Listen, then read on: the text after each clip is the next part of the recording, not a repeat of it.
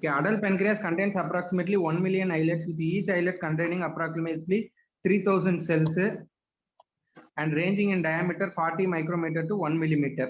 Okay. The pancreatic islet complex and consists of 4 types of cells: A cell, B cell, D, F.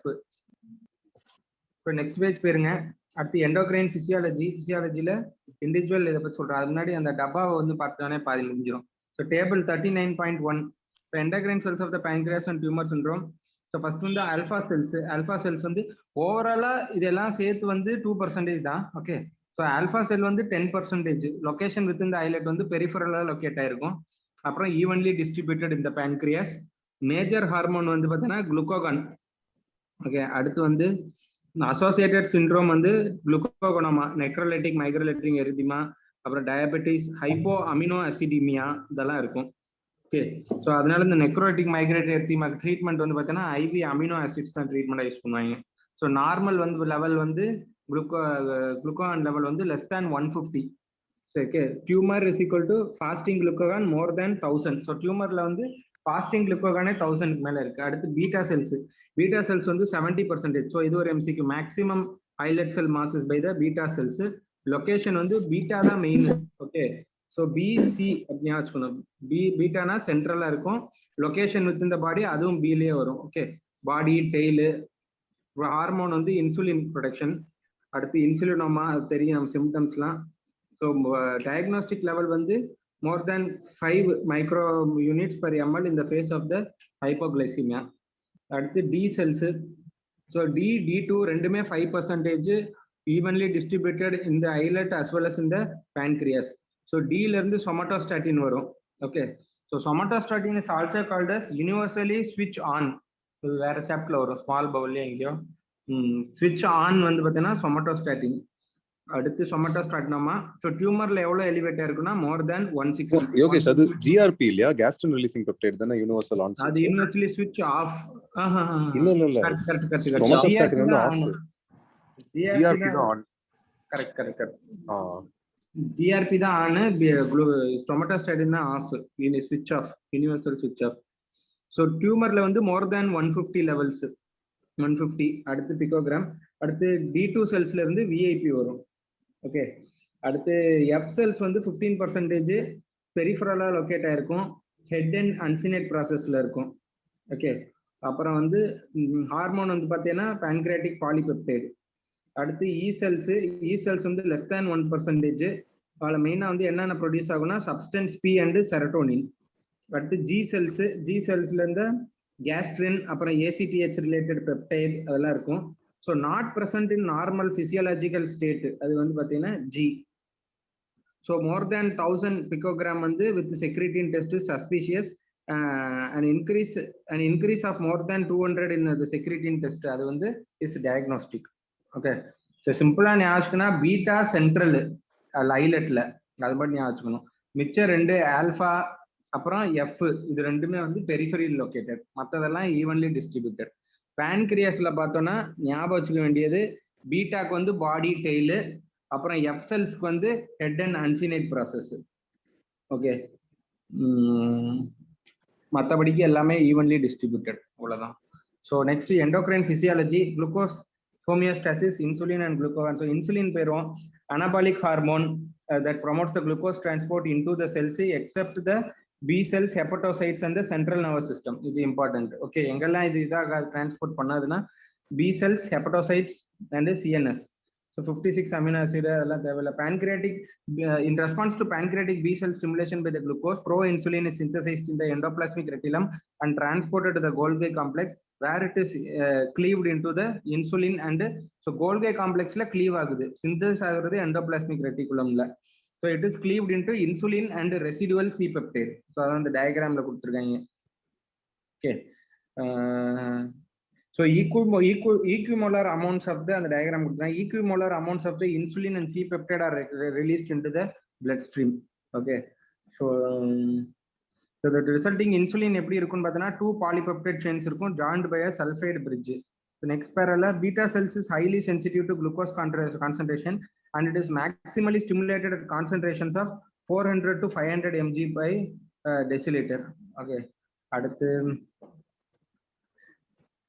So in stimulation of the insulin receptor is dependent on the insulin concentration. Last line. அடுத்து glucagon. So glucagonல பெருசா ஒன்றும் எம்சிக்கு ஒன்றும் கிடையாது. Okay. அடுத்து other influences on the glucose homeostasis. As the second line, orally administered glucose has a greater effect on the insulin secretion than an equivalent amount of glucose administered IV, even though blood glucose level might be similar. Insulinotropic factors are called as the incretins. So incretins act directly on the beta cells to stimulate the insulin release. Incretin is a name and glucose dependent insulinotropic polypeptide. Okay, ஒரு polypeptide அடுத்து glucagon like peptide 1 அப்புறம் வந்து and intestinal hormones that are released in response to ingestion of nutrients, particularly carbohydrates. At the last line, in comparison to the incretin stimulation of insulin, humoral inhibitors of insulin secretion la enna. So inhibitors on the somatostatin, amylin, leptin, pancreastatin. They'll on the glucagon கொடுத்து complete பண்ணுவாங்க யூசுவலா எம்சிக்யூல. Okay, so somatostatin, amylin, leptin, pancreatistatin எல்லாமே IN முடியும்.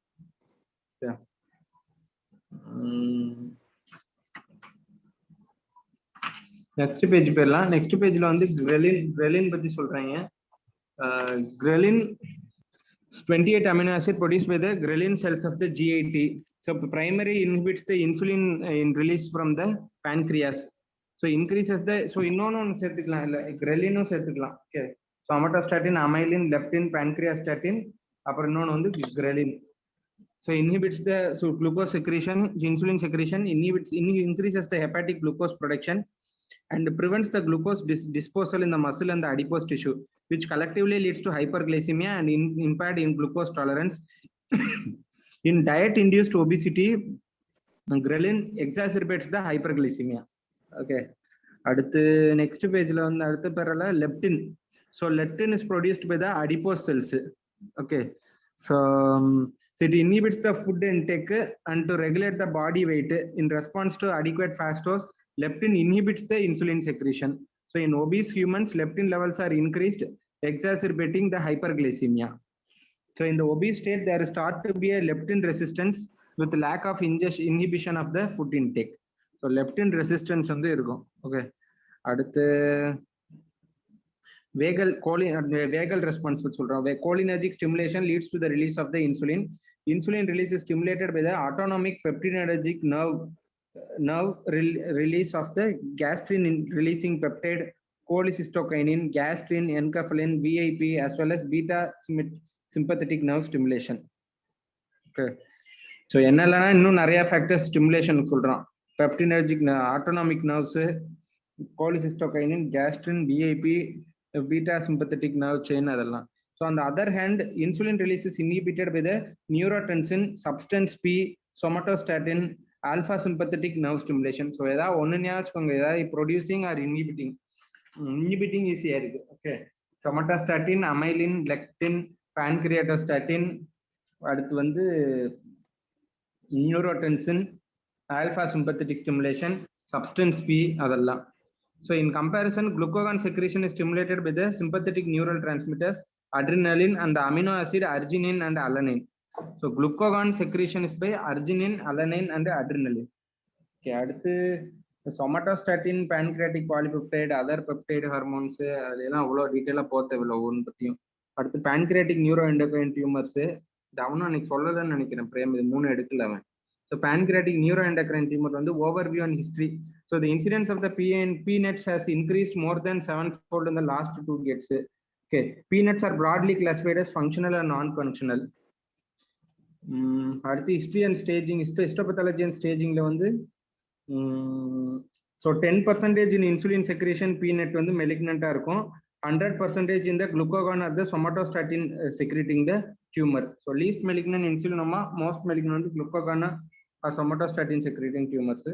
So அடுத்து the WHO staging system, the most widely used. It includes all nets irregardless of the site of the origin or functional hormone secretion. So it is classified based on the differentiation and the grade. So the tumor grade for the net is categorized as low grade, intermediate grade, high grade அப்படின்னு பிரிச்சுக்கிறாங்க. Okay, based on the appearance, mitotic rate, invasion of other organs, age, angio invasion, அப்புறம் KI67 proliferative index. So breastல பார்க்குற மாதிரி இது endocrine tumorsலயும் KI67 proliferative index வந்து இருக்கு. இது ஒரு பாயிண்ட் தான் நோட் பண்ணிக்கணும், ஏன்னா மற்ற டியூமர்ல எல்லாம் அவ்வளோ வரதில்லை டிஃபரன்சியேஷன்ல. So G1 and G2s are considered well differentiated, D3 poorly differentiated, and is for the most important prognostic indicators. So most important prognostic indicator is your grade. So high grade or poorly differentiated PNETs are sometimes referred to as the neuroendocrine carcinoma. It accounts for 3% of the PNET. Okay. அடுத்து so WHO staging system மேல என்னென்ன கொடுத்துருக்காங்க அந்த டப்பா பார்த்துலாம். என்ன TKM எழுதி வச்சிருக்கேன், என்ன TKM சொன்னா நிமோனிக்னு தெரியல. appearance, mitotic rate, KI67 index, அப்புறம் வந்து behavior. Okay. So low grade, intermediate grade, high grade, mitotic grade வந்து less than 2, 2 to 20, more than 20. அடுத்து KI67 அதே மாதிரி தான், less than 3, 3 to 20, more than 20%. So KM okay. Behaviour வந்து indolent, aggressive. Okay, intermediate grade கிடையாது behaviour வச்சு. So appearance வச்சு என்ன சொல்றாங்கன்னா மெலிக்னன்ட் என்னன்னு பார்த்துப்போம். ஹை கிரேட், ஹை கிரேட் வந்து necrosis, pleomorphic cells with nuclear irregularity, அதெல்லாம் ஹை கிரேட் டியூமர்ல வரும். ஓகே. ஸோ அடுத்து AJCC staging system for the pancreatic neuroendocrine tumors. So first வந்து அடுத்து யூரோப்பியன் நியூரோ எண்டோக்ரைன் டியூமர் கொடுத்துருக்காங்க, அதுதான் படிக்க தேவையில்லை. T1, T2, T4 less than 2, 2 to 4, more than 4. T4ல வந்து celiac axis or the SMA involvement. Node வந்து N1, N2, N1 வந்து 1 to 3, N2 வந்து 4 or more. Okay. Metastasis M1 மட்டும் தான் இருக்கு. இது ஒன்னு பாத்துறலாம். டியோடினம் CBD இன்வால்வ்மென்ட் வந்து T3. அது ஈனட்ஸ்ல கொடுத்திருக்கான் பாரு, யூரோப்பியன். Okay okay okay. அது வந்து அவங்க ஈனட்ஸ் படி அந்த டியோடினம் CBD. இது ஏஜேசிசில அது கிடையாது. Okay okay. அடுத்து ஸ்டேஜிங்ல வந்து பாத்தீங்கன்னா இது ஏதோ தப்பா கொடுத்துருக்குன்னு சொல்லியிருந்தான் பிரேம். ஓகே. அந்த என் ஸ்டேஜிங்ல ஏதோ ஸ்டேஜ் 2ல வந்து N1 வரும், ஸ்டேஜ் 3ல வந்து N2 வரும். ஓகே, அதான் ஞாபகம் வச்சுக்கணும். நோடு பாசிட்டிவிட்டினா ஸ்டேஜ் 2, நோடு N2 வந்துருச்சுன்னா ஸ்டேஜ் 3. அதுக்கப்புறம் T4 லீஷன்ஸ், M1 லீஷன்ஸ்லாம் வந்து ஸ்டேஜ் 4ல வந்துடும். சரி M1 லீஷன் மட்டும்தான் ஸ்டேஜ் 4, T4 லீஷன்ஸ், N2 லீஷன்ஸ்லாம் ஸ்டேஜ் 3. ஓகே. அடுத்து molecular genetics of PNET. Almost most peanut occurs sporadically. Okay. Others வந்து genetic syndrome. Most common genetic syndrome is MEN1. Okay. Menin gene chromosome வந்து 11q13. MEN2 க்கு chromosome சொல்ல முடியுமா? MEN2 க்கு வந்து red, so 10. Okay. MEN4 க்கு 12. Okay. So 11, 10, 12 அப்படி வரும். MEN1, MEN2, MEN4. Okay. So அடுத்து வந்து மெனின் எதுக்குன்னா histone methyl transferase complex involved in the control of G1 to S phase of the cell cycle. So இந்த G1 S phase தான் நம்ம நிறைய பார்க்குறோம். அந்த P53 inhibition, retinoblastoma gene act ஆகுறது எல்லாமே இந்த G1 to S phaseல தான். So next pageல mutation or allelic deletion, mainly other tumours இந்த மென்னு. ஸோ அதெல்லாம் வருது டியூமரு. ஸோ சிண்ட்ரோம் வந்து பார்த்தீங்கன்னா அடுத்து விஹெச்எல்ல வந்து என்னென்ன இருக்குன்னா ரீனல் செல் கார்சினோமா, பியோக்ரோமோசைட்டோமா, பிடெயின் tumour of the central nervous system, அதாவது இந்த ஹெமாஞ்சியோபிளாஸ்டோமா இருக்கும் of the CNS and retina. அப்புறம் எபிடிடெமிஸ்ல tumour, inner ear, pancreatic lesion. So VHL நமக்கு தெரியாது வந்து எபிடிடெமிஸ், இன்னர் இயர், அப்புறம் பான்கிரியாட்டிக் டியூமர்ஸும் இருக்கு. அடுத்து இன்க்ளூடிங் வேற என்ன இருக்குல்ல, மைக்ரோசிஸ்டிக் அடினோமா, சிம்பிள் சிஸ்ட், அதெல்லாம் இருக்கு. அடுத்து peanuts is associated with VHL generally behave in an indolent fashion. So and it can be observed until they reach at least 2 to 3 centimeter in size. Okay. So VHL peanut is good prognosis. However, specific germline mutation in the exon 3 of the VHL may be associated with a more aggressive phenotype and warrant earlier treatment and closer surveillance. So exon 3ல இருந்துச்சுன்னா it is high grade in VHL. அடுத்து most peanuts occur sporadically. Okay. அடுத்து இந்த right சைடில் வந்துருங்க. 4th line, mutation in the death domain associated protein DAX and thalassemia mental retardation syndrome X-linked ATRX whose protein products are involved in the P53 mediated DNA damage were seen in 25 and 18. So sporadic cases la most common on the DAX. Okay, so patients with mutation in MEN1 or DAX or ATRX have prolonged survival compared to those who did not. Okay, so MEN1 இல்ல known gene இருந்தா அதிகமான survival இருக்குன்னு சொல்றோம். So next டேபிள்ல வந்து so அந்த flow சார்ட்ல வந்து என்ன படிக்கணும்னா அந்த என்னென்ன பாத்வே இன்வால்வ் ஆகுது அப்படின்னு பார்க்கணும். ஓகே, ஸோ மெயினாக இந்த டேக்ஸ் வந்து தான் P53 கண்ட்ரோல் பண்ணி வச்சிருக்குது. ஸோ டேக்ஸ் மியூட்டேஷன் வந்துன்னா it will cause decrease in the P53 levels. So P53 வந்து G1 S ஃபேஸை பிளாக் பண்ணாது. ஸோ செல் சைக்கிள் வந்து ப்ரோக்ரஸ் ஆயிரும். Okay, so DAXX mutation it will decrease the P53 activity. Okay, அது ஒன்று. அப்புறம் இந்த ஏடிஆர்எக்ஸ் வந்து எப்படின்னா அது வந்து இந்த செல் கம்யூனிகேஷன் பாத்வேல ஆக்ட் ஆயிட்டு அந்த எஃப்ஏகே அதெல்லாம் இருக்குல்ல, அதெல்லாம் அந்த பாத்வேவை ஆக்டிவேட் பண்ணி விட்டு எண்ட் ரிசல்ட் வந்து பார்த்தோன்னா எண்ட் ரிசல்ட் இதுல அது தெரியல. ஸோ ஏடிஆர்எக்ஸ் ஞாபகம் வச்சுக்கோங்க. இந்த side glucose, obesity, pregnancy, M1 mutation தான் GLUT4 ரிசெப்டாரு அந்த பாத்வே FOXO1 பாத்வேல ஆக்ட் ஆகி அப்புறம் வந்து மெனின் வந்து இட் காசஸ் அந்த P27 P18 இன்ஹிபிட்டர் ஒன்று இருக்கும். So menin is responsible for the P27 P18 expression. Okay, so மென்ல மியூட்டேஷன் ஆச்சுன்னா இந்த P27 P18 இன்ஹிபிட்டரோட ஃபங்க்ஷன் வந்து போயிடும். ஓகே, அடுத்து இந்த ரைட் சைடு நெக்ஸ்ட் பேஜ்ல வந்து table 39.4. So comparison of the commonly mutated genes இந்த pancreatic neuroendocrine tumor and pancreatic ductal adenocarcinoma. இதை வச்சு நான் கொஞ்ச நாளைக்கு முன்னாடி கூட இதை போட்டிருந்தேன் MCQ. Okay, so MEN1, DAX, ATRX இது எல்லாமே 0% ஆஃப் PDAC. மற்ற எல்லாத்துலயும் அட்லீஸ்ட் சம் பர்சன்டேஜா இருக்கு. யூஸ்வலி mTOR பாத்வே வந்து நெகட்டிவ் இந்த PDAC pancreatic ductal adenocarcinoma. So இது மூணு மட்டும் மெயினா ஞாபகம் வச்சுக்கணும். Ductal adenocarcinoma MEN1, DAX, ATRX, mTOR இதெல்லாம் யூஸ்வலா நெகட்டிவா இருக்கும். mTOR 0.3. ஓகே, ஆனா 100% மியூட்டேஷன் வந்து KRAS ஜீன்ல வந்து மியூட்டேஷன். இதே இது pancreatic neuroendocrine tumorல KRAS, CDKN2A, அப்புறம் SMAD3, SMAD4, TGF beta receptor இதுல எல்லாத்துலயும் வந்து இதெல்லாம் எக்ஸ்பிரஷனே இருக்காது. ஓகே, இதுல 3 அதுல 2 அப்சல்யூட்டா எக்ஸ்பிரஷனே இருக்காது. அடுத்து genetic principles of the diagnosis and treatment of the PNET.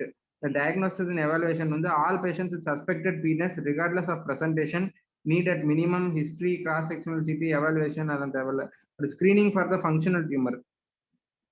In patients with a hyper-enhancing pancreatic mass and CECT imaging suggestive of PNET, the history should screen for neuroglycopenic symptoms, diarrhea, ulcer, rash, other symptoms suggestive of flu. In the absence of these symptoms, a full hormone screen is not necessary.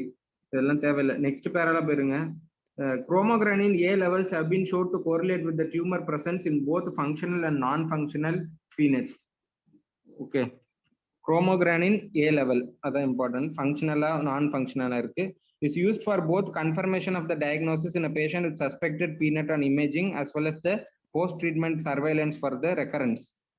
Chromogranin A levels can also be elevated on patients, ரொம்ப important MCQ, PPI with atrophic gastritis and patients with the hepatic or renal insufficiency. Hepatic insufficiency, renal insufficiency, patients on PPI, atrophic gastritis இவங்க எல்லாத்துலயும் chromogranin A வந்து elevate ஆயிருக்கும். Okay, அடுத்து லோக்கலைசேஷன்ல வந்து once the diagnosis is made, CECT with CT or MRI is the first step in localization. Thinner cuts, 1.25 millimeter cuts. So என்ன தெரியும்னா வந்து vascular blush in the arterial phase is critical for the identification and differentiation from other types of pancreatic tumors which is rest pronounced in the venous phase ல வந்து கம்மியா இருக்கு enhancement. MRI ல வந்து high signal intensity on the T2 weighted MRI. So if unable to localize a pancreatic endocrine tumor on CT or MRI, endoscopic ultrasound should be it. It has a sensitivity more than 90% for all size and better sensitivity for detecting tumors smaller than the 3 centimeter. Okay, than CT or MRI. So it is better than CT or MRI for lesions less than 3 centimeter. It has the best diagnostic performance in detecting and localization of the insulinoma. However, US has a limited ability to detect the small duodenal lesions. So US also allows for FNAC. This is useful for non-functional tumor without a classic CT appearance. அடுத்து வந்து next parallel, the sensitivity of SRS somatostatin receptor scintigraphy is 80% for all pancreatic endocrine neoplasm excluding insulinoma. இது ஒரு MCQ. So SRS has an overall sensitivity 80 to 100%, specificity greater than 90% for glucagonoma, as somatostatin receptors are present in more than 90% the gastrin secreting peanuts. Okay. So இந்த பேஜ்ல ரொம்ப வந்து US less than 3 centimeter better than CT MRI, அப்புறம் sensitivity specificity குட்டா இருக்கு. அடுத்து SRS is negative in insulinoma. அடுத்து initial localisation study is thin cut CCT. Tumour markers வந்து பார்த்தீங்கன்னா chromogranin, okay, functional non functional, அப்புறம் ரிகரன்ஸ் பார்க்கறதுக்கு, அப்புறம் what are the other conditions in which it is raised, அப்புறம் அந்த ஜீன்ஸ்லாம் பார்த்துக்கோங்க. ஜீன்ல 3 குட் ப்ரோக்னோசிஸ் இருக்கு. ஓகே, மென் 1, டாக்ஸ், ATRX இதெல்லாம் வந்து இருந்துச்சுன்னா well differentiated good prognosis tumour. ஆனா வெரஸ் அந்த டப்பா கீழே இருக்கு அந்த பேரா சொல்ல நினைக்கிறேன். ஃபர்ஸ்ட் பேரா 947 பேஜ்ல செகண்ட் பேரா, sorry. In contrast, staining of the DAX ATRX was normal and poorly differentiated, but there is high incidence of abnormal P53 retinoblastoma expression and overexpression of the BCL2. So P53 RB BCL2 இதுல எல்லாம் mutation இருந்தா tumor is worse prognosis, good bad prognosis. That is poorly differentiated tumor. DAX ATRX men இதெல்லாம் வந்து பார்த்தீங்கன்னா good prognosis, well differentiated tumor. So next pageல, so in contrast insulin secreting sensitivity படி order பார்த்துக்கோ. லொக்கலைசேஷனுக்கு வந்து sensitivity படி எது ascending ஆர்டர்ல first வந்து SRS, second CT, third MRI, fourth வந்து ES அல்ட்ராசவுண்ட். அப்புறம் சரி பெஸ்ட் வந்து இது SRS, செகண்ட் வந்து CT, தேர்ட் வந்து அல்ட்ராசவுண்ட், கடைசில MRI. அல்ட்ராசவுண்ட் அதுக்கு இல்லையா? எண்டோஸ்கோபிக் அல்ட்ராசவுண்டா? ஓகே, அந்த ப்ரோசார்ட்ல இருக்கு நடிகர்.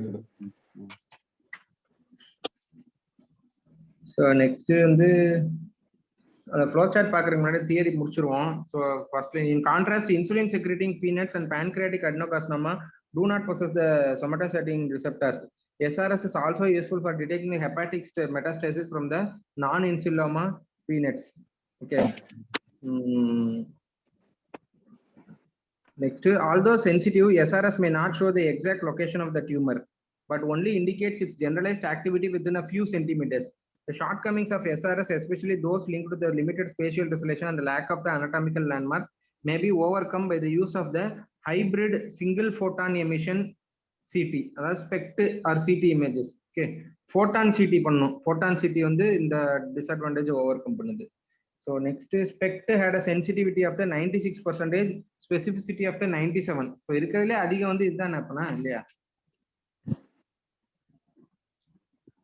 100 இதுக்கு SRS வந்து 100 இருக்கு சென்சிட்டிவிட்டி.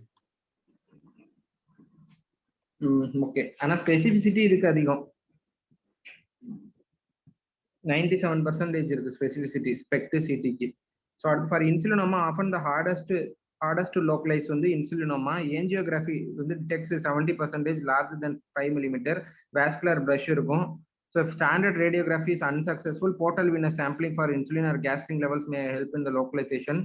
அடுத்து portal venous sampling does not absolutely localize the tumor but provides accurate information on the region of the pancreas from which the high level of the hormone is elevated. Next, calcium. Next page la calcium stimulates the insulin release from the insulinoma, whereas the secretin stimulates the gastrin release from the gastrinoma. The confuse ஆகக்கூடாது. இன்சுலினுக்கு வந்து calcium, அடுத்து gastrin release க்கு வந்து secretin. So arterial stimulation venous sampling has sensitivity greater than the 90%.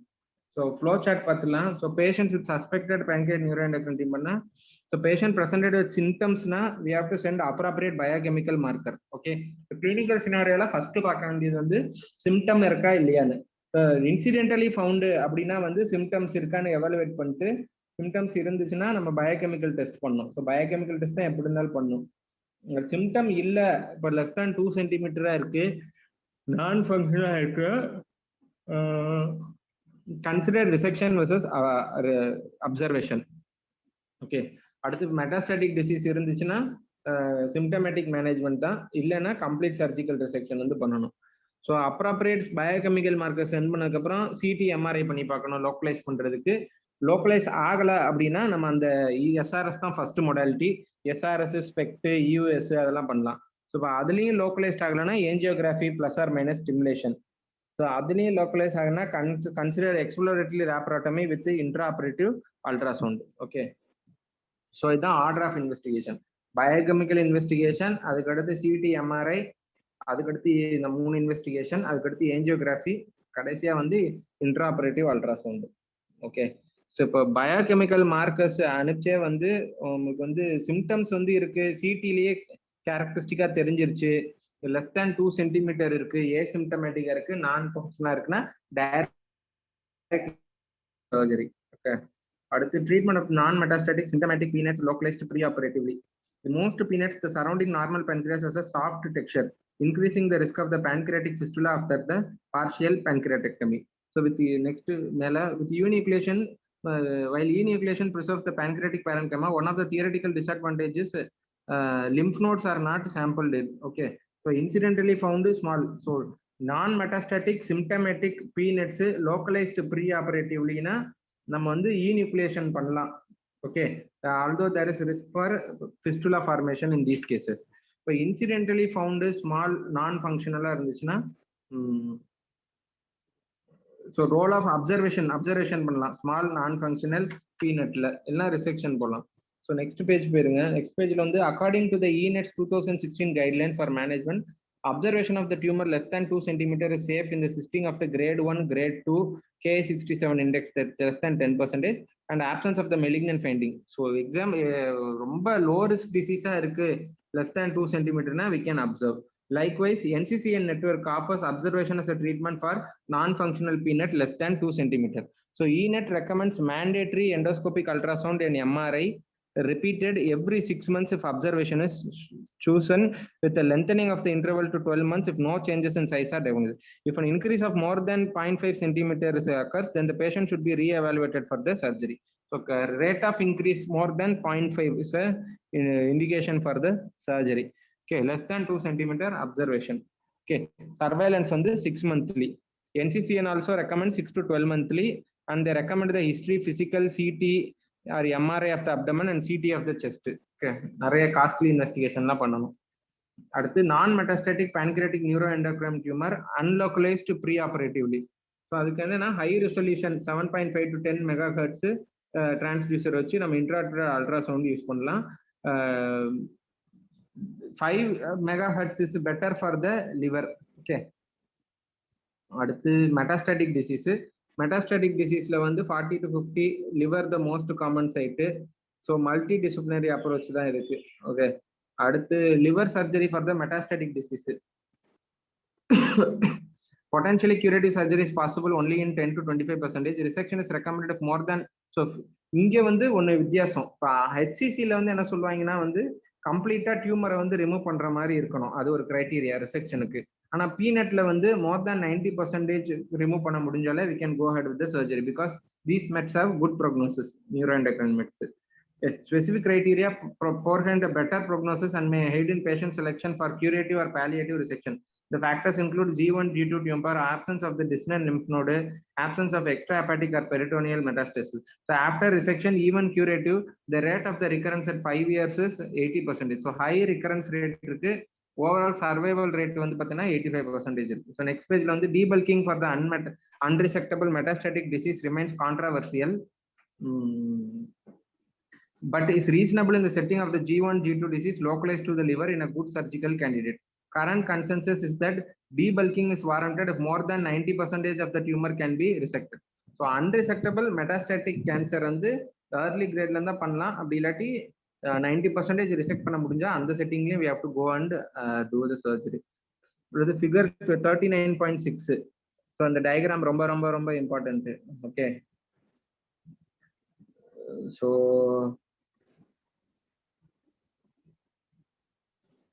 இது வந்து insulinoma diagram 39.6. 39.7 பார்த்தோன்னா அதுவும் insulinoma தான், ஆனா வந்து அந்த sampling test. Okay okay, next page போயிருங்க. So liver directed therapy for the metastatic disease. Okay, so radio frequency ablation, cryoablation, TACE, அப்புறம் வந்து trans arterial embolization, radio embolization இதெல்லாம் இருக்கு. These modalities are not considered curative, okay, and higher morbidity. So next parallel, RF is safe, treat metastasis smaller than the 5 centimeter. Okay, so given their multifocal and vascularity, endocrine liver mets are particularly well suited to transcatheter transarterial therapy. Okay, so lipoidal, gel foam, PVC அதெல்லாம் use பண்ணி embolization பண்ணலாம். With TACE adds chemotherapeutic agents which most often are. So என்னென்ன chemotherapeutic agent use பண்றோம்னா doxorubicin, melphalan, streptozocin. Okay, so இதுல வந்து liver directed therapy ல அடுத்து bland and chemo embolization techniques have been popular. Drug eluting beads, yttrium-90 microspeeds. So selective intraarterial radiotherapy consists of embolization with the 1Y90. So endocrine liver meds la beneficial வந்து transarterial, the transcatheter transarterial therapies தான் வந்து better. அடுத்து cytotoxic and targeted systemic therapy. So 5 types of somatostatin receptor இருக்கு. So octreotide and lanreotide have high affinity for the 2 and bind to 5, whereas pasireotide binds with a higher affinity for the 1, 2, 3 and the 5. So pasireotide க்கு 4 மட்டும் வராது. Okay, lanreotide, octreotide அதெல்லாம் 1, 2 and 2 and 5. அடுத்து PROMID study ரொம்ப important. PROMID study, a long acting somatostatin analog was demonstrated to increase the time to progression in patients with the metastatic well differentiated PNET. Okay.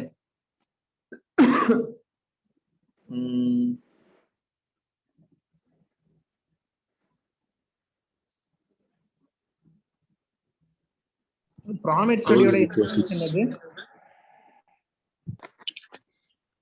அது ஆக்டோரேட் LAR-ஓட effect study பண்ணிருக்குது. அதான் PROMID. Okay, clarinet வந்து பார்த்தோம்னா இது landmark study லாண்ட்ரியோடைட் use பண்றதுன்னா லாண்ட்ரியோடைட் placebo. So இதுல வந்து metastatic G1, low G2, அதாவது low grade tumours with SRS positive PNET and other intestinal unknown primary origin NET with prior stable disease.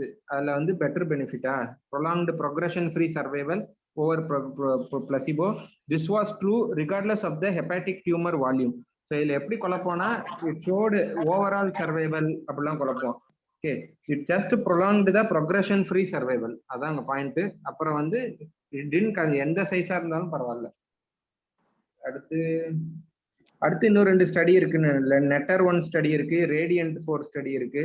நெட்டர் 1 வந்து அந்த லுட்டீசியம் 177 டோட்டேட் அதை வச்சு அதுக்கு போன ஸ்டடி. ரேடியன்ட் ஸ்டடி வந்து எவ்ரோலிமஸ், ரேடியன்ட் 4 வந்து எவ்ரோலிமஸ்க்கு. So PROMID, CLARINET, NETTER 1, RADIANT 4. அடுத்து நெக்ஸ்ட் பேஜ் ஃபர்ஸ்ட் பேரால last. For high grade tumour with poor differentiation platinum based regimen are preferred. So முன்னாடி பார்த்தோம் டாக்ஸோ, மெல்ஃபலான், ஸ்ட்ரெப்டோசோசின். ஓகே, அது வந்து ஜென்ரலா. இதுல வந்து SRS, இதுல வந்து ஹை கிரேட் டியூமர்ஸ்ல வந்து பிளாட்டினம் பேஸ்ட் தெரப்பி தான், ஹெட் அண்ட் நெக் மாதிரி. So next para, sunitinib is an inhibitor of the tyrosine kinase inhibitor, platelet derived growth factor receptor, vascular endothelial growth factor receptor 1, 2, அப்புறம் proto oncogene CD117 and CD135. sorafenib எதெல்லாம் inhibit பண்ண தெரியுமா இருக்குது? sorafenib multikinase inhibitor. தெரியும், அந்த multikinase தான் என்னன்னு கேக்குறேன் சார். டைரோசின் கைனேஸ், PDGFR, அதுக்கப்புறம் EGFR, அப்புறம் VEGFR வரும், EGFR வரும், PDGFR வரும். கரெக்ட்டா? இதுல வந்து டைரோசின் கைனேஸ். சுனிட்டினிப்ல வந்து EGFR வரல, CD117 அதாவது சி கிட், அப்புறம் FLT3 CD135. so both of these targeted therapies have been both of this னா என்னது? ஒன்னு சுனிட்டினிப், இன்னொன்னு என்னது? சிஸ்பிளாட்டினா. Both of these therapies have been approved by the FDA and together with stomatostatin allergens have largely replaced the cytotoxic chemotherapy in the management of the advanced well-differentiated PNET. So cytotoxic chemotherapy வந்து ஆப்ஷன்ல இருந்தா எழுதக்கூடாது. Okay, அதை வந்து இப்போ replace பண்ணிச்சு இந்த மாதிரி ட்ரக்ஸ் எல்லாம். So the most used radio labels are yttrium 90, lutetium 177. Okay, அடுத்து liver transplantation for metastatic PNETs. So Milan group that created the commonly used criteria for transplantation in HCC also proposed criteria for transplantation in the neuroendocrine metastasis, which include age less than 55, well differentiated, Ka index less than 5%, completely resected tumor with portal drainage, அடுத்து less than 50% liver involvement, and absence of the extrahepatic disease. Okay, so இந்த மாதிரி பேஷண்ட்ஸ்ல எல்லாம் we can consider for liver transplantation. இதுல ஞாபகம் வச்சுக்க வேண்டியது வந்து Ki-67 வந்து மற்ற இடத்துல 10 கொடுத்துருக்கான், இங்க வந்து less than 5%. Okay, அப்புறம் less than 50% liver involvement, well differentiated, age less than 55. The presence of hepatomegaly next page la high grade and major or minor extrahepatic tumor resection at the time of liver transplantation were associated with worse outcome. At the diagnosis and the treatment of the specific functional PNET. So insulin secreting pancreatic is the most common functioning PNET. So neuroglycopenic symptoms consistent with hypoglycemia, low plasma glucose concentration, relief of symptoms with the administration of the glucose. So symptoms vary in patients with insulin secreting PNET. Sympathetic nervous system activity in response to hypoglycemia include fatigue, weakness, hunger, tremor. So அந்த மாதிரி presentation இருக்கலாம். அடுத்து CNS disturbance predominance அது கூட இருக்கலாம். So next page ல average age வந்து 45 years. So they are distributed equally throughout the pancreas despite their predominance in the beta cells in the body and the tail. Okay, இதுதான் difference.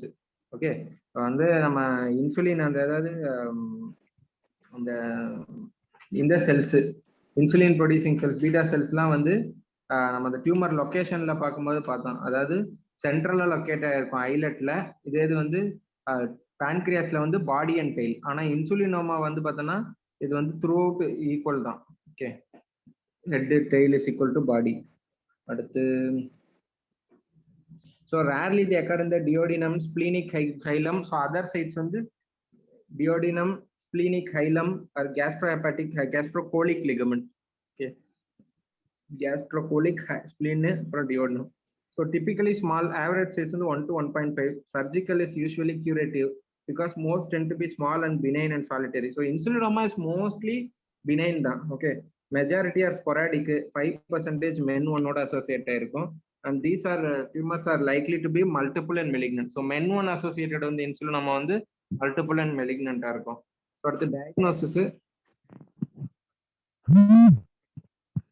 NIPHS, அதாவது நான் இன்சுலினோமா pancreatogenous hypoglycemia syndrome. Okay, அடுத்து அப்புறம் exogenous insulin or oral hypoglycemic agent administration. அடுத்த பேஜ்ல ஒன்று இருக்கும், அதுக்கு முன்னாடி இந்த பேஜ் லாஸ்ட் வந்து hypoglycemia occurs, the clinician should measure the plasma glucose, insulin, C-peptide, pro-insulin, beta-hydroxybutyrate levels and screen for the oral hypoglycemic agents. Okay, so the gold standard for the diagnosis is the 72-hour monitored fasting. 72-hour fasting can be initiated at home after the evening meal. எப்போ start பண்ணணும்னா after a evening meal, except for patients in whom hypoglycemia occurs after the short period of the fasting. The date and time of the last meal should be noted. All non-essential medication should be stopped. Can drink calorie-free, caffeine-free beverages. Okay, blood samples la idella measure பண்றாங்கல. Main வந்து இந்த beta hydroxybutyrate every 6 hours until the glucose concentration is below 60 mg. After this, blood sampling should occur every 1 to 2 hours. Okay, 60 kilo போயிட்டதுக்கு அப்புறம் 1 to 2 hours எடுக்கணும். So C-peptide and pro-insulin need only be measured in specimens corresponding to the plasma glucose concentration of 60 mg or less. So insulin antibody should be measured, but they do not have to be measured during the hypoglycemia. It is important. Okay. The fast is stopped and the glucose is administered where the glucose level is less than 55 or the patient becomes symptomatic. Next one, next parallel important one பார்த்தனா, so the differentiation of the insulinoma and NIPHS can be difficult in the absence of documented pancreatic tumor consistent with the insulinoma. So the NIPHS occurs more commonly in the postprandial setting. Okay. postprandial setting, evaluating the insulin to the glucose ratio is useful. A ratio higher than 0.3 occurs in the insulinoma. Okay, so first point வந்து அது வந்து postprandial settingல வரும் NIPHS. இன்சுலினோமால வந்து ratio வந்து more than 0.3, insulin to glucose ratio is more than 0.3. So less commonly a ratio of 0.3 can occur in obese patient as a result of the insulin resistance, but such patients should not be hypoglycemic. Okay, so obese patiently இந்த மாதிரி வரலாம் result. ஆனா hypoglycaemia வரும். So hypoglycaemia with ratio less than 0.3 இருந்துச்சுன்னா அது வந்து insulinoma அப்படின்னு சொல்லலாம். அடுத்து இல்ல C peptide level higher than 1.2 with lower glucose with the glucose level lower than 40 are highly suggestive of the insulinoma. C peptide more than 1.2, elevated C peptide with lower with. Okay, at the next parallel வந்து due to the anti-ketogenic effect of the insulin, all patients should the insulinoma should have the serum beta hydroxybutyrate level less than 2.7 millimoles at the end of the fasting. So insulinoma features la படிச்சுக்கலாம். Ratio less than 0.3 with hypoglycemia. அடுத்து வந்து அந்த C peptide level more than 1.2 in a setting of hypoglycemia. Third வந்து beta hydroxybutyrate level less than 2.7. Okay, at the end of the fasting. So more than 2.7 and brisk plasma glucose response to IV glucagon support the diagnosis of the insulinoma in case of the borderline insulin C peptide level. Okay, so எப்படி இது பண்ணோம்னா so ஃபாஸ்டிங்க்கு அப்புறம் beta ஹைட்ராக்சிபியூட்ரேட் level வந்து கம்மியாயிரும். அதுக்கடுத்து நம்ம glucagon கொடுத்தோம்னா so plasma beta hydroxy level more than 2.5 and brisk plasma glucose. So glucagon கொடுத்ததுக்கு அப்புறம் குளுக்கோஸ் கான்சென்ட்ரேஷனும் பீட்டா ஹைட்ராக்சிபியூட்ரேட் கான்சென்ட்ரேஷனும் எலிவேட் ஆகும். ஓகே, இன்சுலினோமால. அடுத்து localization and treatment. SRS use பண்ணல, surgery is the mainstay. மோஸ்டா ஈநியூக்ளியேஷன் தான். ஈநியூக்ளியேஷன் should not be performed if the tumor is within 2 mm of the main pancreatic duct. இது ஒரு MCQ. Okay, within 2 mm of the main pancreatic duct which can be identified on the intraoperative ultrasound. So அடுத்து next pageல வந்து so administration of the dioxide decreases beta cell release of the individual. So இதுக்கு ஒரு drug கொடுத்திருக்கான். Okay, என்ன ட்ரக்னா வந்து டயாசாக்சைடு use பண்ணலாம் and should be used to prevent to attenuate symptoms of hypoglycemia prior to surgical intervention once the diagnosis is made. So bridge therapy மாதிரி சர்ஜரிக்கு முன்னாடி வரைக்கும் நம்ம வந்து டயாசாக்சைடு வந்து கொடுத்துட்டு இருக்கலாம். அடுத்து நெக்ஸ்ட்ல வந்து distal pancreasectomy should be considered in this setting but remained controversial. அது எதுக்குன்னா வந்து பாடி அண்ட் டைல தான பீட்டா செல்ஸ் இருக்கும், சோ அத தூக்கிரலாம் அப்படின்ற மாதிரி. ஆனா அது கான்ட்ரோவர்ஷியல், அதை விட்டுலாம். நெக்ஸ்ட் பேஜ்ல வந்து நெக்ஸ்ட் பேரால வந்து so persistent hyperinsulinism after surgery for metastatic islet tumor may be managed with somatostatin analogs by hepatic artery tumor embolization by diazoxide or by streptozocin plus 5-fluorouracil. So metastaticல என்னென்ன கொடுக்கலாம்னு பாக்குறாங்க. somatostatic analog, embolization, diazoxide, streptozocin. So gastrin secreting pancreatic neuroendocrine or the gastrinoma. So gastrinoma is most common. It's the second most common functional pancreatic endocrine tumor. அடுத்து so overall most common வந்து நான் functional தானே. ஃபங்க்ஷனல்ல வந்து insulinoma most common. ஆமா, overall நான் functional. So அதே மாதிரி overall மென் 1ல வந்து மோஸ்ட் காமன் என்ன சார்? இதுதானே ஆக்சுவலா அதுவுமே வந்து இதுதான் நினைக்கிறேன். நான் ஃபங்க்ஷனல் வந்து கேஸ்ட்ரினோமா நினைக்கிறேன். ஃபங்க்ஷனல் வந்து கேஸ்ட்ரினோமா எம்சிக்யூல பாத்தீங்க. அதான் மென் வந்து இதுதானே. ஓவரால் வந்து இது மாதிரி தான், ஜெனரல் மாதிரி தான். நான் ஃபங்க்ஷனல் தான் நினைக்கிறேன். நான் ஃபங்க்ஷனல் தான் மோஸ்ட் காமன். அது functional non functional.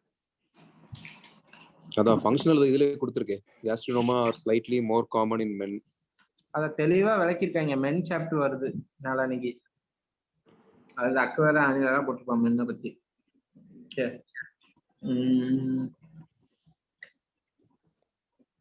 okay. Gastrinoma are more common in the men and sporadic in 75% of the patients. So இது பாத்துக்கணும். gastrinoma வந்து most common வந்து sporadic cases தான். Okay, hypergastrinemia results in peptic acid secretion, refractory peptic ulcer disease.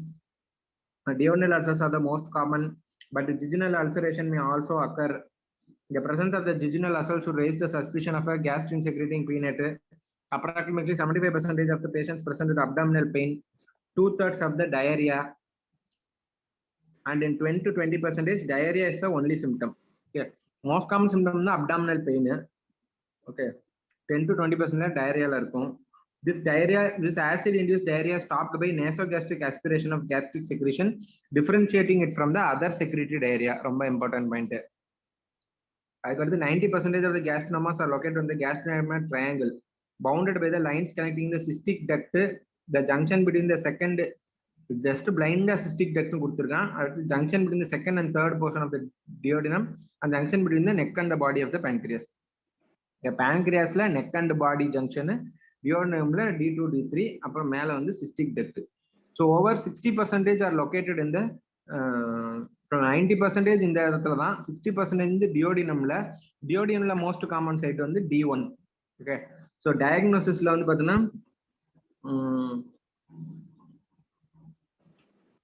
most laboratories have upper limit of normal 100, fasting gastrin level வந்து 100 வரைக்கும் normal, 100 to 1000 are occasionally seen in non-gastrinoma. So இதுல வந்து more than 1000 இருக்கணும். Okay, அப்புறம் வந்து இன்னொன்று வந்து இந்த workup of the ZDS, the patients with pernicious anemia and those taking PPE have a very high gastrin levels in the absence of gastric acid hypersecretion. Okay, pernicious anemia லையும் PPA லையும் வந்து very high gastric levels in the absence of gastric acid secretion. But in the workup of the ZDS, all PPA should be stopped 2 weeks prior to the testing gastrin level. இதப்ப எப்ப stop பண்ணும் PPA? அந்த டிமசிட்டோ score பாப்போம்ல, அது 2 weeks நினைக்கிறேன். அங்கேயும் 2 weeks தானா? 14 days ஆமா. 7 1 week இல்ல அங்க? நான் பார்த்து நான் போடுறேன் குரூப்ல. அது ஒண்ணு. அப்புறம் நேத்து ஏதோ படிச்சோமே PPA நிப்பாட்டணும்னு, இருக்க ஞாபகம் இருக்கா? நேத்து முந்தா நேத்தோ sir 7 days sir 7 days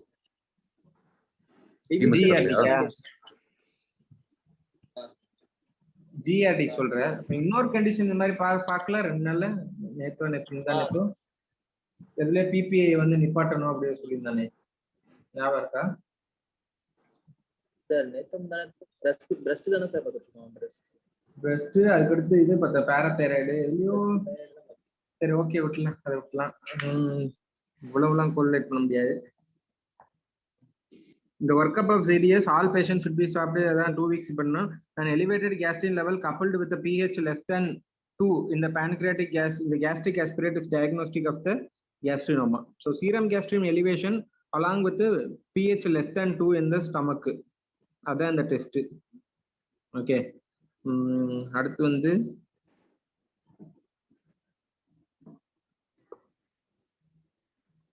gastric pH higher than 3 without acid suppressing medication or prior acid reducing operation strongly suggests that the ZDS is not a case. So less than 2 போயே ஆகும். அடுத்து இன்னும் டவுட்டா இருந்துச்சுன்னா வந்து secretin stimulation test வந்து பண்ணலாம். So fasting gastric level is measured before secretin is administered. So அதுக்கு அடுத்து சாம்பிள் எடுக்கிறாங்க 2, 5, 10, 20 minutesல. greater than 200 இருந்துச்சுன்னா positive. So false negative result may be caused by the presence of the H. pylori. Other causes of hypergastrinema must be excluded. So H. pylori will cause a false negative. Okay, அடுத்து insulinoma ஃபீமேல்ல most common தானே இல்லையா? ஆமா insulinoma female. இன்சுலினோமாவும் குளுக்கோகோனோமாவும் ஃபீமேல்ல most common நினைக்கிறேன். Last time எழுதி வச்சோம், நான் தான் எழுதி வச்சிருக்கேன், அதான் கேக்குறேன். ஆமா அதான் நீ சொல்லி தான் எழுதி வச்சிருக்க, நானும் எழுதிருக்கேன். குளுக்கோகோனோமா ஃபீமேல் ஃபீமேல்ல most common. So localization treatment, so PPA கொடுக்குறதா ஹையர் டோஸ் PPA கொடுக்கணும். அடுத்து நெக்ஸ்ட் பேஜ் போயிருங்க. So causes of hypergastrinemia, இது important table. Okay, so cause of ஹைப்பர் கேஸ்ட்ரினிமியால high gastric acid output, normal, low or no gastric output அப்படி ரெண்டா பிரிச்சுக்கணும். Okay, so hypergastrinemia along with increased gastric acid output வந்து is seen in gastrinoma. எல்லாமே GG ன்னு ஆரம்பிக்கும். gastrinoma, gastric outlet obstruction, G cell hyperplasia, gastric antrum retained. Okay, அதுக்குன்னு கேஸ்ட்ரைட்டிஸும் gene தான் வருது, அதை நினைச்சக்கூடாது. கேஸ்ட்ரைட்டிஸ், கேஸ்ட்ரிக் கேன்சர் அதுலயும் ஜி இருக்கு. அதுல எல்லாம் normal or low gastric acid output. இது 4 மட்டும். Gastrinoma, gastric outlet obstruction, retain gastric antrum, அப்புறம் ஜீசல் ஹைப்பர்பிளேஷியா, இதெல்லாம் ஹை கேஸ்ட்ரிக் அவுட்புட். அடுத்து வந்து normal or low or no gastric output வந்து cancer, anemia, pernicious anemia, vitiligo. So இந்த மாதிரி காசுலாம் பார்த்துக்கணும், ரேர் காசுலாம். Vitiligo, achlorhydria, vagotomy, renal failure, prior acid reducing operation அதெல்லாம். அடுத்து PPI therapy, H2 therapy. Okay, so PPI கீழே PPI has been shown to be effective and safe and effective at higher doses and should be given at the dose required to suppress the gastric acid secretion. So அடுத்து வந்து the first step வந்து CTR MRI, water gauges used as a oral contrast. அடுத்து second பேரால the presence or absence of malignant disease is the most important prognostic indication. Okay, grade வந்து ஜென்ரலா சொன்னான்ல, இன்சுலினோமாக்கா சொன்னா இல்ல ஜென்ரலா pancreatic neuroendocrine tumor கேட்டா grade தான். இங்க வந்து கேஸ்ட்ரோனோமால வந்து metastatic disease is the most important prognostic இண்டிகேட்டர்னு கொடுத்துருக்கான். ஓகே, அப்புறம் பெஸ்ட் ப்ரிடிக்டர் ஆஃப் சர்வைவல்னு ஒன்று இருக்கு, அது நெக்ஸ்ட் பேஜ்ல வரும்.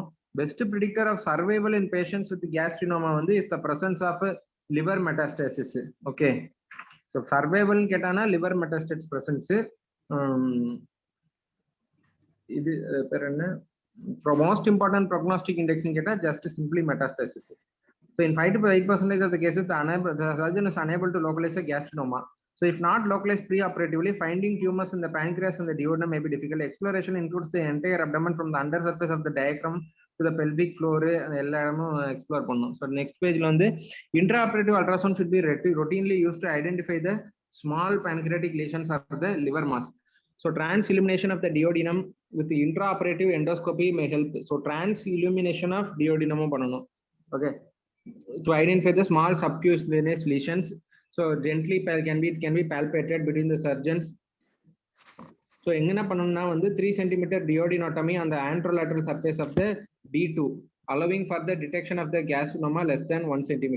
So duodenotomy will detect 25% of the tumor not seen on preoperative imaging. Is important MCQ. Okay, duodenotomy. At the most gastrinomas requires a segmental resection including distal pancreatectomy or pancreatico-duodenectomy.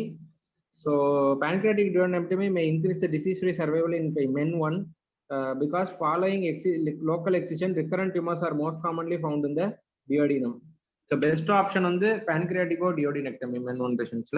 Next parallel, unfortunately, more than 50% of the patients with gastrinoma have metastatic disease at the time of the diagnosis. Okay. So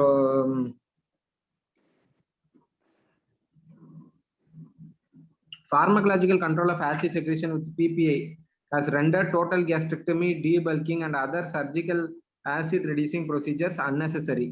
Okay, so symptoms can be controlled more than 90%. Higher dose kudukanum, dose titrate pannite ponom. Basal acid output வந்து less than 10 வச்சுக்கணும். So the indications for total gastrectomy in ZDS is the presence of the gastric carcinoid tumor which may arise from the prolonged hypergastrinemia. Okay, so gastric carcinoid வந்தா மட்டும்தான் நம்ம வந்து gastrectomy பண்றோம். So total gastrectomy cures all symptoms produced by the excessive acid but has no effect on the disease progression or survival for the metastatic disease. இது ரொம்ப important. Okay, total gastrectomy will not improve the surveillance or the progression in metastatic disease. So aggressive form is seen in 25% of the patients. The best predictor of survival is the liver metastasis. Okay, so the diagram 39.9 men 1 patient la gastrinoma. Okay, and adula eppadi diagram la irukuna and the A diagram la multiple duodenal pancreatic neuroendocrine tumors irukku. Okay, அப்புறம் டியோடினத்துல tumour இருக்க மாதிரி தெரிஞ்சா நம்ம கேஸ்ட்ரோமான்னு டம்புக்குள்ள போட வேண்டியதான். அடுத்து vasoactive VIP secreting pancreatic neuroendocrine tumor. So VIPoma are small peptide from the G cells of the anteromaternal medulla. அதெல்லாம் தேவையில்லை. So வெர்னர் மாரிசன் கண்டுபிடிச்சாங்க, அதனாலதான் Werner Morrison syndrome. So VIP secreted from the D2 cells, D cellsல இருந்து சொமட்டோஸ்டாட்டின் பார்த்தோம். So என்னன்னா WDHA syndrome, watery diarrhea, hypokalemia, achlorhydria, or pancreatic cholera. So more than 2/3 are the malignant. Okay, more than 70% of the metastatic disease. இதுல கேஸ்ட்ரி நம்மள எவ்வளவு இருந்துச்சு metastatic disease presentation? 50. 80யா? 50. More than 50 will present with mets. இந்த second third பேராகிராஃப்ல இருக்கு பாரு, left சைடுல. Okay சொல்றேன், நம்புறேன். More than 70% of the patients have metastatic disease in WDHA syndrome. So 90% lesions are found in the pancreas and 10% of described in the colon, bronchus, liver, adrenal, sympathetic ganglia. Important. So other sites வந்து VIPomaக்கு வந்து ரொம்ப யாரெல்லாம் VIP? Colon, bronchus, liver, adrenal, and sympathetic ganglia. So most patients are diagnosed with VIP at middle age, but approximately 10% are diagnosed before the age of 10. So elevated VIP in young patients are most commonly caused by the ganglioneuromas, ganglioblastoma, or neuroblastoma instead of the pancreatic tumor. Okay, it's a very important point. Elevated levels of VIP in younger patients are most commonly caused by the ganglioneuroma or ganglioblastoma or neuroblastoma when compared with the pancreatic tumors. Okay, so next இது D2 D செல்ஸோட location சொல்லுங்க. pancreasல evenly distributed. ஆமா, ரெண்டுமே ஐலட்ஸ்லயும் evenly distributed, pancreasலயும் evenly distributed. அந்த tumour படிக்கும் போது அதை வச்சு relate பண்ணி படிங்க.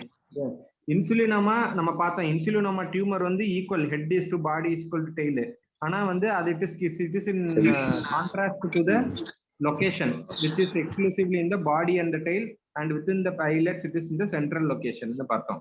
ஓகே, அப்புறம் ஞாபகம் வந்து ஆல்பாவும் AF, அதாவது A செல்ஸும் F செல்ஸும் பெரிஃபெரியில இருக்கும், அது ஒன்று ஞாபகம் வச்சுக்கணும். அப்புறம் எக்ஸ்க்ளூசிவா ஞாபகம் வச்சுக்க வேண்டியது F செல்ஸ் வந்து ஹெட் அண்ட் அன்சினேட்ல நிறைய இருக்கும். ஓகே, அடுத்து அந்த இன்னொரு நிமோனிக் நான் எப்படி வச்சுக்கேன்னா, எஃப் செல்ஸ்ல இருந்து நம்ம எஃப்எஃபின்னு சொல்லுவோம்ல, எஃப்எஃபி பிளேட்லெட்ஸ், அதாவது எஃப்எஃபின்ற மாதிரி எஃபிபின்னு வரும். ஸோ எஃப் செல்ஸ் வந்து பிபி. ஓகே, ஸோ ஜஸ்ட் திரும்பி ரிவைஸ் பண்ணேன். So tumours larger than 3 centimeter. So generally tumours are solitary more than 3 centimeters. VIPM are found in the pancreatic body and tail in 75%. But அது equal distribution, ஆனா body and டெய்ல tumour வந்து ப்ரிடாமினண்டா இருக்கு. So 5% are associated with the men 1. So men 1ல இதுவும் வருது. Okay, கேஸ்ட்ரோமா வருது, விஐபிஓமா வருது. அடுத்து next diagnosis and ட்ரீட்மெண்ட்ல வந்து 3 to 5 liter per day watery diarrhea. அதாவது என்ன டயரியானா, watery isoosmotic secretory diarrhea. So if the stool volume is less than 700, the diagnosis of the VIPoma is unlikely if the stool volume is less than 700 ml per day. It's very important. So the diarrhea is further exaggerated because the cyclic AMP inhibits the sodium reabsorption and stimulates the chloride secretion, causing increased fluid and electrolyte shift into the intestinal lumen. So the diarrhea persists despite fasting. So it's important. Secretory diarrhea na என்னன்னா, நம்ம நார்மலா diarrhoea வரும்போது ஒரு அப்படியே சாப்பிடாம நிப்பாட்டோம்னா நின்றும். Okay, so சாப்பிட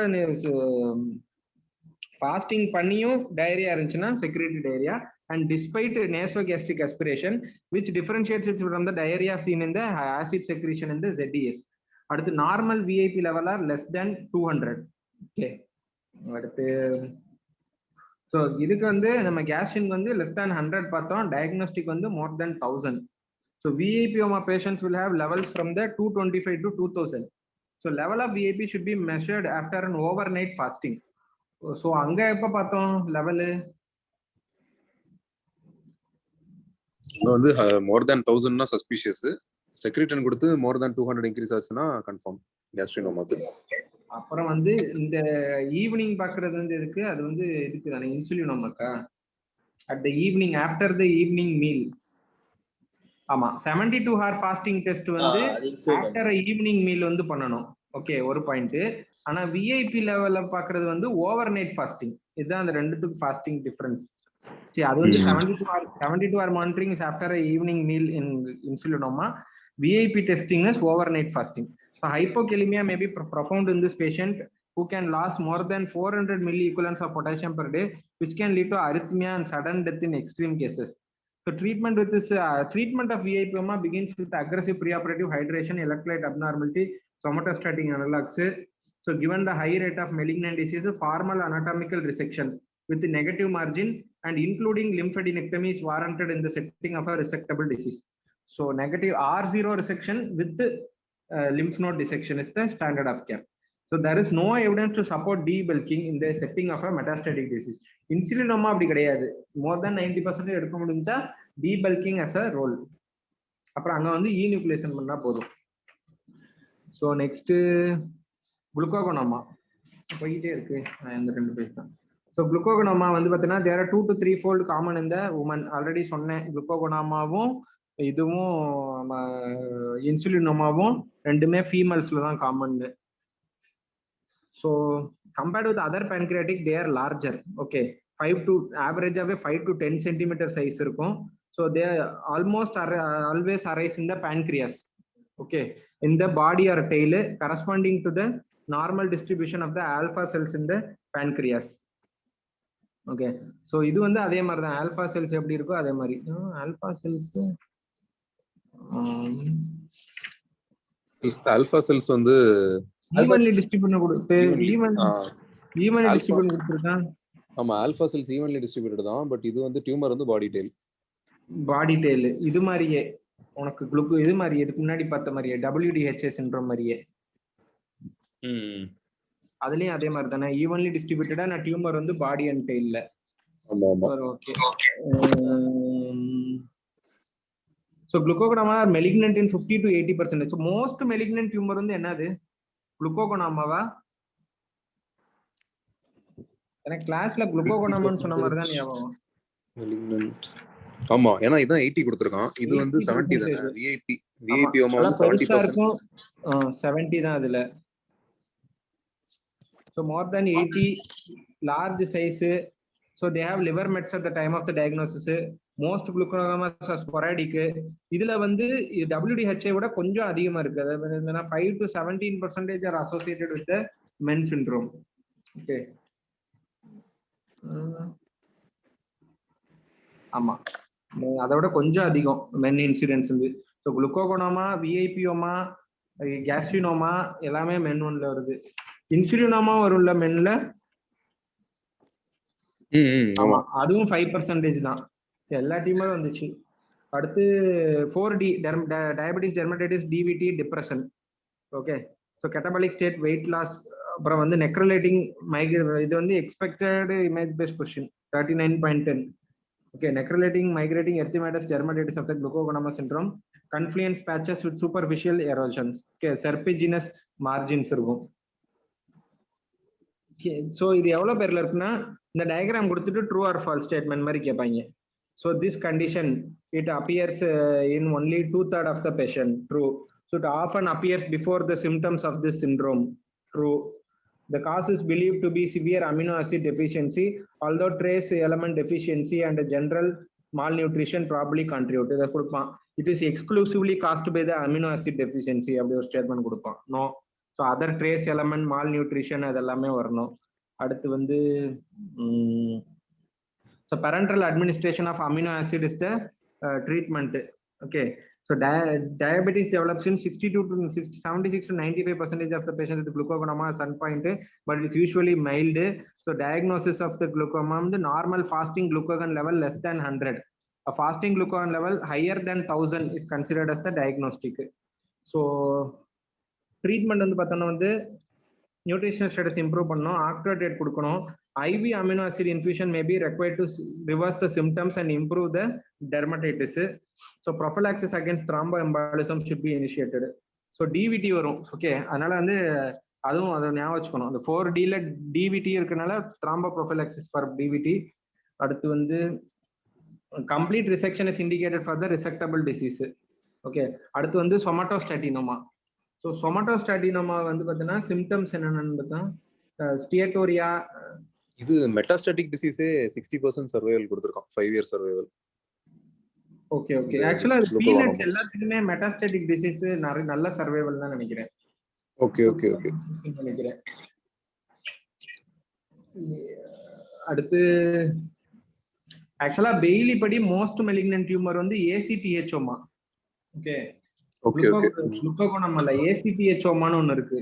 அதான் most malignant according to Bailey. So அடுத்து சொமாட்டின் செக்ரேட்டின்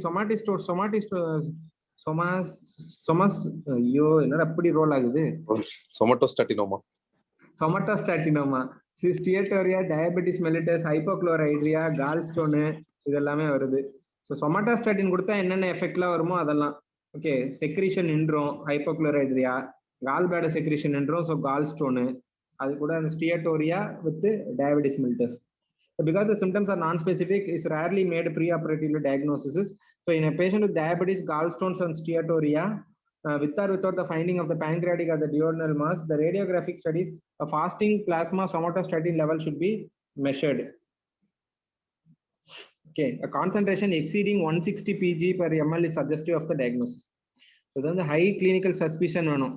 கால்ஸ்டோனோட பேஷண்ட் வருவான் நம்ம கிட்ட ஓடி பண்றதுக்கு, டயபெட்டிஸ் இருக்கும், ஸ்டியட்டோரியா கம்ப்ளைண்ட்டும் இருக்கும். அப்படி பார்த்தா பாதி எல்லாத்துக்கும் பண்ணணும் போலயே கால்ஸ்டோன்ல இருந்து வரவங்கல. Somatostatins are usually solitary. Okay, 85% are larger than the 2 cm. Okay, குளுக்கோகோனோமா வந்து 5 to 10 cm average, இது வந்து 2 cm mostly. So 60% are found in the pancreas, usually the head. Okay, அடுத்து 90% are the malignant with the, so இது வந்து அதை விட அதிகம். சொமட்டோஸ்டாட்டின் நம்ம வந்து குளுக்கோகோனோமோட அதிகம். 90% are malignant with metastasis liver of the lymph node commonly noted at the time of the diagnosis, is rarely associated with MEN1 but are associated with von Recklinghausen disease and the pheochromocytoma. So இதை கேட்பான், von Recklinghausen diseaseல இது வருது. சொமட்டோஸ்டாட்டினால von Recklinghausen is more than MEN1 and more than MEN1. Okay, so next வந்து other functional pancreatic endocrine tumors-ல வந்து GRFomas. GRFனா என்னதுடா? gastrin releasing என்னது? GRFomaனா என்னது? GRF தெரியலையே. gastrin releasing F என்னடா அப்படி? சரி, so GRFomas are சொல்றா growth hormone releasing factor. Growth hormone releasing factor. Growth hormone releasing factoromas are invariably associated with MEN1 and only 30% arise in the pancreas. Okay, so GRFomasம் நிறைய வருது MEN1 பேஷண்ட்ல. அதுல வந்து அது pancreasல 30% தான் இருக்கு, மத்த லொகேஷன்ல தான் அதிகமா வருது போல. அடுத்து patients with ACTH secreting tumors have Cushing syndrome and usually have other endocrine syndromes. Most commonly the ZDS. Usually malignant neurotensinomas cause neurotensinomas ஒன்னு இருக்கு, அது வந்து high malignant condition. Hypokalemia, weight loss, hypotension. So confuse ஆகக்கூடாது இதோட சேர்ந்து. ஹைப்போகலிமியா பார்த்துட்டு WDHA ஓட. Okay, ஹைப்போகலிமியா இதுலயும் வெயிட் லாஸ் இருக்கு, ஹைப்போடென்ஷன் வருது, சைனோசிஸ், ஃபிளஷிங், டயபெட்டிஸ், இதெல்லாம் வந்து நியூரோடென்சினோமா. ஸோ அடுத்து PPOMAs are associated with high levels with a high circulating level of PP but no associated clinical syndrome. Okay, so unless associated with MEN1 they are large and solitary. So MEN1 ல எப்படி இருக்கு, ஸ்மாலா மல்டிபிளா இருக்குமா? MEN1 எப்பயும் multiple தானே. Okay. In addition, elevated PP levels are often seen in other endocrine syndromes. அதெல்லாம் பார்க்கணும். Okay, அடுத்து MEN1 associated PNETs வந்துட்டாங்களா? So PNETs occur in 30 to 80% of patients with the MEN1 and are the most common cause of the tumor related death in these patients. Okay, so patients with MEN1 PNET younger age, multicentric disease, approximately 50% is the metastatic disease. The most common pancreatic endocrine syndrome seen in MEN1 is the gastrinoma, followed by insulinoma, followed by glucagonoma, followed by VIPoma. So PPOMAs which are not associated with the functional syndrome occur most commonly in more than 80% of the MEN1. So இப்படி ஒரு இந்த PPOMAs கொஸ்டின்ல கொடுத்துட்ட ஆப்ஷன்ல இருக்குன்னா நம்ம கொஞ்சம் கொஸ்டினை பார்த்தா எழுதணும். கேஸ்ட்ரினோமாவா பிபிஓமாவானா, இந்த பிபிஓமா வந்து நான் ஃபங்க்ஷனல் சிண்ட்ரோம். ஓகே, ஃபங்க்ஷனல் கேட்டீங்கன்னா அது.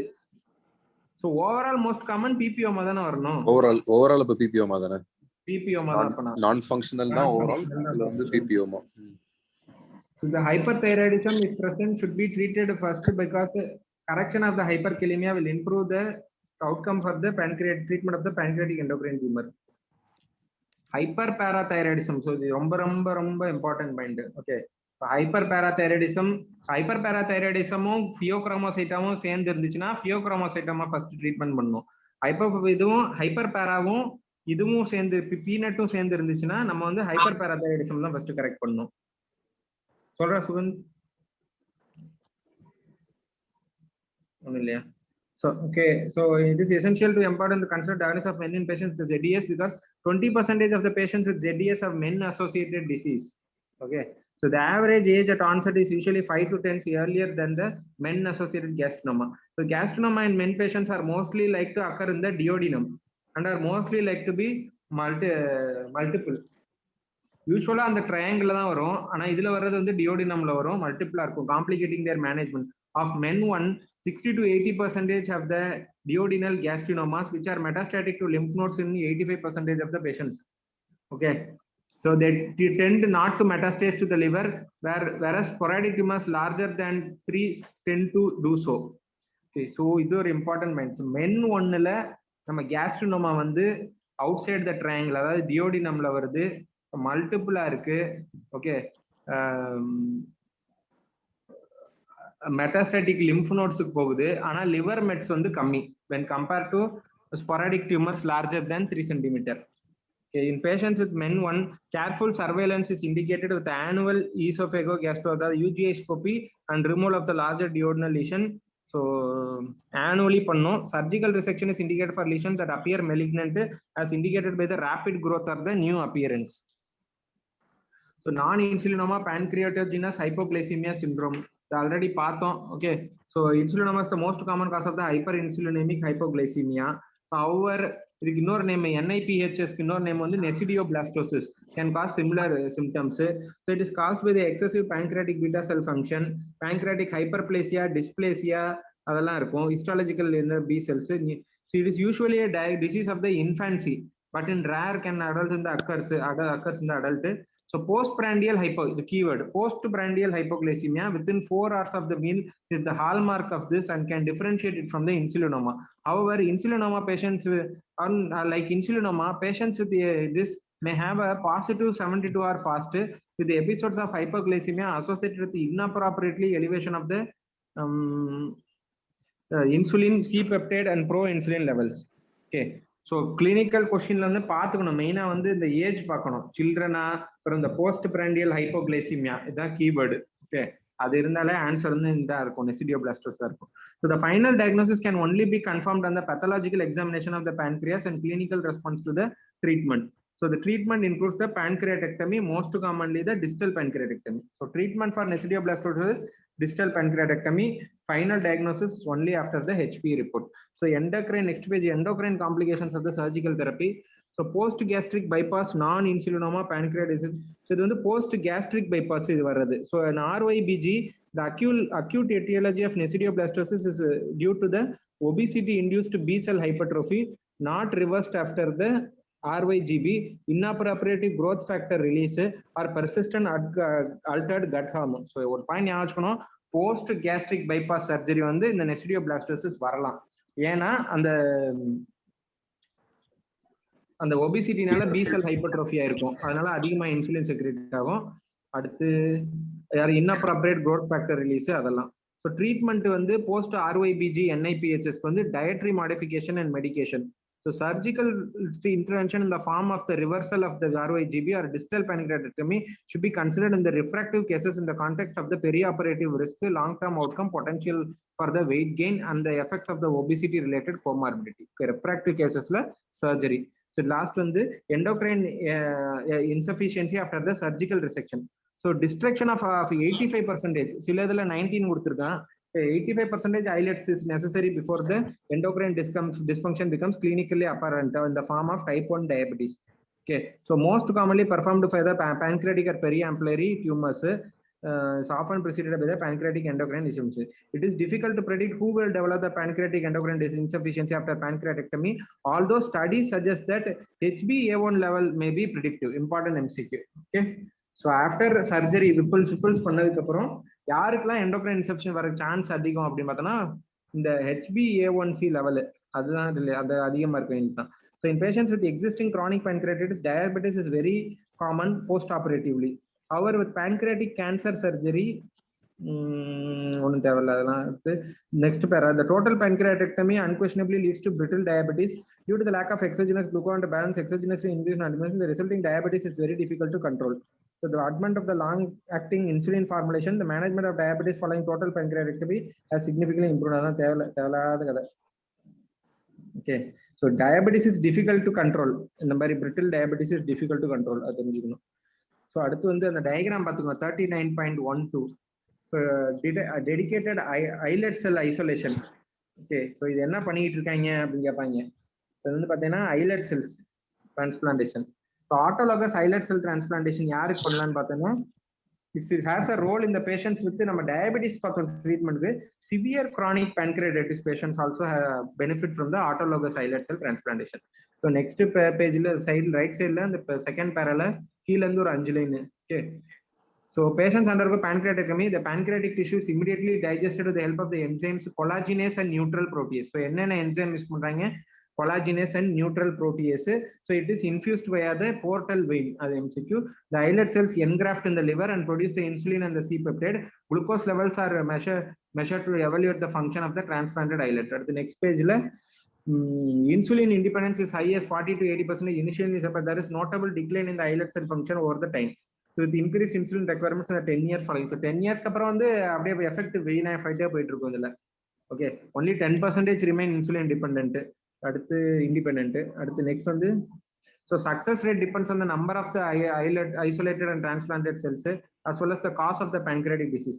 Patients who are not diabetic before auto transplantation, those who have not had prior pancreatic operation and younger patients achieve the best.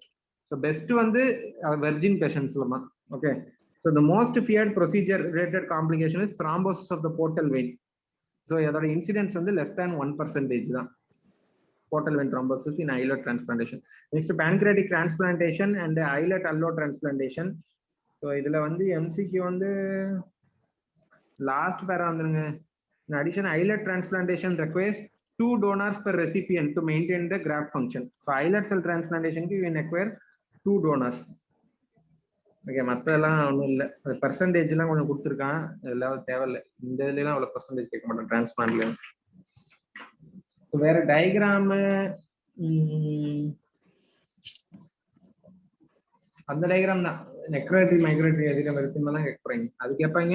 அப்படி இல்லாட்டி நான் அந்த டயகிராம் ஏற்கனவே போட்டேன். இந்த 39.9 டயகிராம் வந்து நான் ஏற்கனவே ஒரு நாள் நம்ம குரூப்ல கொஸ்டின்ல போட்டேன். அந்த ஏ டயகிராம போட்டு பெரிஃபரலா நாடுலாரிட்டி வித் இந்த யூஜிஐ ஸ்கோபி. ஸ்கோபி பார்த்தோன்னா பாலிப்ஸ் ரெண்டையும் கோரிலேட் பண்ணும். அதாவது மேலையும் இது யூஜிஐ எண்டோஸ்கோபி டயகிராமும் இருக்கு, இந்த மாதிரி ஹைப்பர் என்ஹான்சிங் லீஷன் இருக்குன்னா நம்ம வந்து நியூரோ எண்டோக்ரைன் டியூமரை சஸ்பெக்ட் பண்ணோம். 39.6 வச்சு கூட ஒரு ஃப்ரேம் பண்ணி ஒரு MCQ போட்டேன். அப்புறம் அந்த 39.4 வச்சு ஃப்ரேம் பண்ணி போட்டிருக்கேன் ஒரு MCQ. 39.2லயும் ஒன்று போட்டேன். ஓகே, இதெல்லாம் தான் MCQ ஏரியா அந்த சாப்டர்ல. அப்புறம் இந்த சாப்டர் ரொம்ப இம்பார்ட்டன்ட். ஓகே, சரி, ஓகே, நைட்டு பார்ப்போம். நம்ம ஓகே, தேங்க்யூ யோகேஷ். தேங்க்யூ.